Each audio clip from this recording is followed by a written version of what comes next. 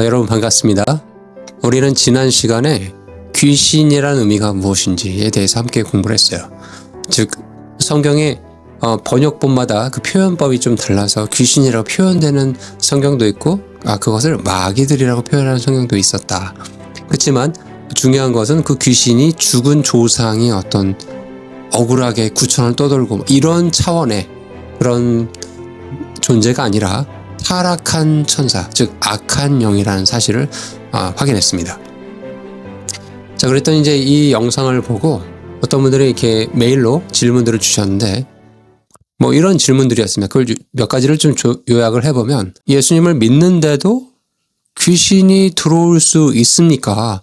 우리 주변에 그런 현상들을 보기도 하고 내가 목격하기도 했는데 그런 것들을 도대체 어떻게 설명하실 겁니까? 라고 질문하신 분들도 있어요. 또 집안에 흐르는 저주가 있는데 이거 아무리 교회 다니고 기도해도 끝나지가 않는다. 굿이라도 해야 되는 거 아니냐 라는 그런 답답한 마음을 표현하는 분도 계셨고, 또 우리 동네를 잡고 있는 귀신이랑 싸우기 위해서 땅밟기 기도 가야 될 것 같습니다.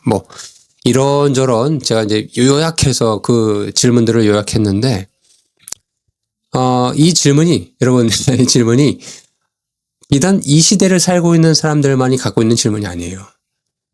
기독교 역사상 수백 년, 수천 년에 걸쳐서 이 질문은 계속 있어져 왔습니다. 오늘 그래서 저와 여러분이 흔히 좀 헷갈릴 수 있는 그런 질문들에 대해서 성경적인 올바른 신학적인 답변을 드리도록 하겠습니다.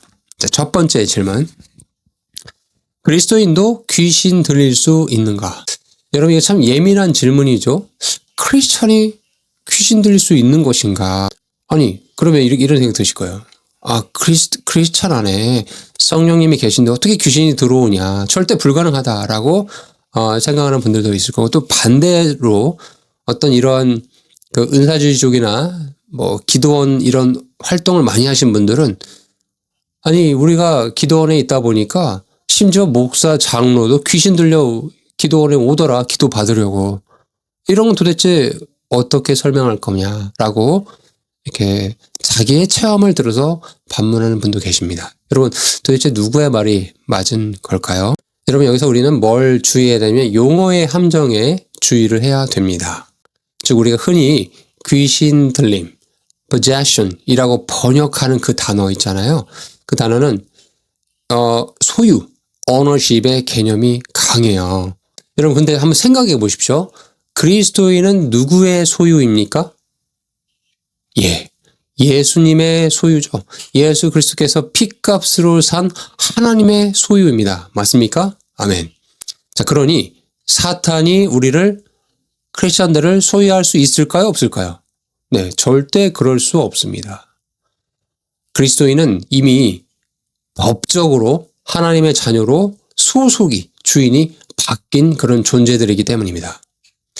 자, 그런데 성경 원어인 헬라어에서 다이모니조마이, 자, 이런 표현이 있는데 이것은 귀신에게 영향을 받다, 또 짓눌리다라는 뜻에 가깝습니다. 자, 여기에 우리가 한번 그림이 있다고 한번 생각해 봅시다. 집 주인은 예수님이세요. 그리고 문패에도 예수님이라고 이렇게 기록이 되어 있습니다. 그런데 우리가 죄를 짓고 분노를 품고 우상 숭배의 습관을 버리지 못하면 어떻게 될까요? 그게 바로 성경이 말하는 이 틈이 됩니다. 에베소 4장 27절에 나와 있죠. 악한 영은요, 우리를 소유할 수는 없습니다. 그런데 우리가 열어준 그 작은 틈을 통해서 들어와서 우리를 괴롭히고 유혹하고 심지어 상당 수준의 통제력을 행사할 수는 있습니다. 마치 내 집에 들어온 불법 점거자처럼 말이죠. 나는 예수 믿으니까 귀신 근처에도 못 온다라고 이렇게 방심하면 안 됩니다. 죄의 문을 열어두면 악한 영은요, 언제든지 들어와서 깽판을 칠 수가 있어요. 반대로 나 귀신 들린 거 아니야 라는 그런 두려움도 절대 갖지 마십시오. 왜? 우리의 소유권은 하나님께 있습니다. 우리가 그런 틈을 줬다 하더라도 회개하고 그런 악한 영들을 내 안에서 하나님의 능력으로 내보내면 됩니다. 자, 두 번째 질문입니다. 지역을 지배하는 귀신과 싸워야 되는가?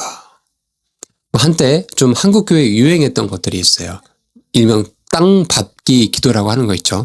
어떤 특정 지역에 가서 그 지역을 잡고 있는 어떤 귀신들, 악한 영적인 세력들을 기도하면서 물리쳐라, 물러가라, 뭐 이렇게 외치는 그런 지도를 펴놓고 영적 전쟁을 선포하는 그런 일들을 한국 교회 내에서도 그런 일들이 한때 있었습니다. 이것을 신학적으로 전략적 차원의 영적 전쟁이라고 부르기도 했었죠. 자, 그러면 그분들이 행하는 그런 어떤 소위 말하는 영적인 행동들, 그것이 아무 쓸모없는 것일까요? 아무런 신학적인 근거도 없이 하는 것일까요? 참 이게 참 그게 OX로 말하기가 참 쉽지 않은 부분이 있긴 합니다. 자, 그런데 말입니다. 우리는 신약 시대를 살아가는 사람들입니다. 자, 그럼 우리가 성경을 펼쳐볼 때 특별히 이제 신약 성경을 펼쳐봐야 되겠죠. 현 시대에 이런 것들이 맞는 것이냐라는 걸 판단을 해야 되니까, 분별을 해야 되니까요. 자, 여러분, 바울과 베드로가 복음을 전하러, 전도하러 가는데, 자, 우리 에베소 지역으로 이제 전도하러 가야 되는데, 그 지역 귀신을 믿음으로, 기도로 결박시키시다. 여러분, 그런 성경 구절이 있었습니까? 그런 기록이 없지요. 그럼 그들은 무엇을 했습니까? 바울과 베드로는 무엇을 했죠? 예. 그냥 예수님의 복음을, 은혜의 복음을 하나도 빠짐없이 체계적으로, 논리적으로 가르쳤을 뿐입니다. 진리를 있는 그대로 가감하지 않냐고 잘 전달했을 뿐입니다. 자, 여기서 우리가 이제 지혜를 얻을 수 있어요. 그러니까 우리가 귀신의 이름을 알아내고 소리를 지르는 어떤 능력을 대결하는 거, 뭐 이런 것들에 이제 은사주의에 심취하신 분들이 이제 이것을 좀 집착하는 경향이 있는데, 정작 중요한 우리의 전쟁은, 대결은 뭡니까? 진리의 대결이라는 거죠. 맞습니까? 어둠을 몰아내는 가장 확실한 방법이 뭐예요? 허공이 되고 사탄아 물러가라라고 외치는 겁니까? 아니죠. 그저 촛불을 켜는 거죠. 그렇습니다. 복음이라는 불을 켜면 그 지역에 뭐 악한 영 이런 것들이 설사 있다 하더라도 힘을 잃습니다. 그러니까 땅밟기를 하러 간다. 거기에서 그 지역을 잡고 있는 영적인 악한 세력들을 기도로 몰아낸다. 네, 그거 하는 건 이제 본인들의 자유지만 사실 성경적으로 보면 그렇게 그런 것에 내 신경과 마음을 쏟기보다는 오히려 성경 말씀을 들고 내 주위에 있는 옆집 사람에게 찾아가 예수님의 사랑을 전하는 것이, 그것이 더 주님 앞에 바른 영적 전쟁의 모습이 아닌가라는 생각이 들고 그렇게 권면을 드려봅니다. 마지막 세 번째 질문. 그럼 가게에 흐르는 저주가 진짜 있는 것인가? 이 질문 정말 많이 받거든요. 우리 가정 할아버지가, 할머니가 뭐 무당이었고 뭐 점치는 사람이었는데, 우리 아버지가 알코올 중독자였는데 저한테도 그런 영이 올까요? 여러분 어떻게 생각하십니까? 출애굽기 20장을 보면 아버지의 죄를 자손 3, 4대까지 이르게 한다. 뭐 그런 말씀이 분명히 있죠.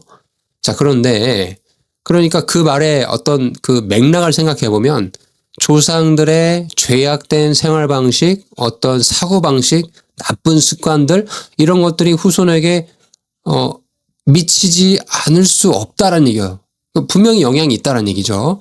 자, 알코올 중독 가정에서 자란 사람이 있다고 해봅시다. 그러면 그 사람이, 그 아이가 알코올 중독에 빠질 확률이 낮을까요? 높을까요? 높을 수밖에 없습니다. 사람은 환경에 그런 거에 영향을 받은 그런 존재니까요. 여러분, 그러면 알코올 중독자, 또 편부모 가정, 뭔가 이렇게 부족한 그런 가정에서 태어난 사람은 어쩔 수 없이 그런 태어날 때부터 그런 환경이었으니까 인생이 막장으로 돼야 되는 걸까요? 당연히 아니겠죠.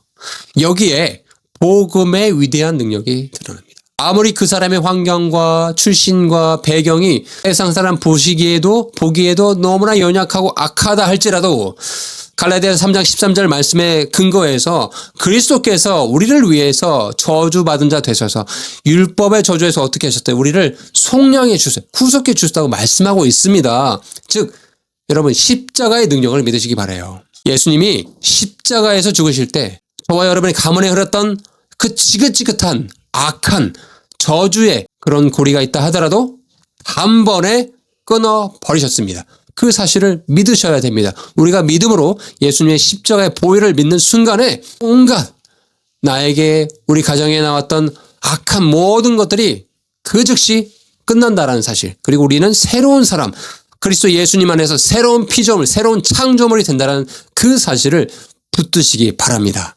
오늘의 말씀을 정리해 보고 싶습니다. 첫 번째, 귀신, 또 마귀들이라고 표현되는 그 악한 영들 있습니까, 없습니까? 분명히 있다고 했어요. 그러나 그 귀신이, 그 악한 마귀들, 영적 존재들이 그리스도인들, 신자들에게도 영향을 미칠 수 있습니까, 없습니까?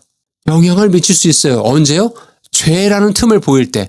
그러나 완전히 정복하지 못한다고 했죠. 왜? 우리 삶의 주인은 예수 그리스도시니까요. 그러니 우리에게 필요한 건 뭡니까? 거룩함을 추구하는 삶이에요. 죄를 미워하고 마귀에게 내가 내 죄로 인해서 틈을 보여서는 안 된다라는 사실이죠. 두 번째, 가게에 흐르는 악한 저주와 같은 그런 흐름들이 있습니까? 유전들이 있습니까? 이미 승리하신 그리스도 십자가 앞에 모두 끊겼다라는 그 사실을 믿고 그렇게 되었음을 여기고 새로운 창조물의 삶으로 나아가기를 선포드립니다. 여러분, 영적 전쟁은 귀신들, 마귀들을 그들에 대해서 많이 안다고 해서 그 싸움을 이기는 것이 아니에요.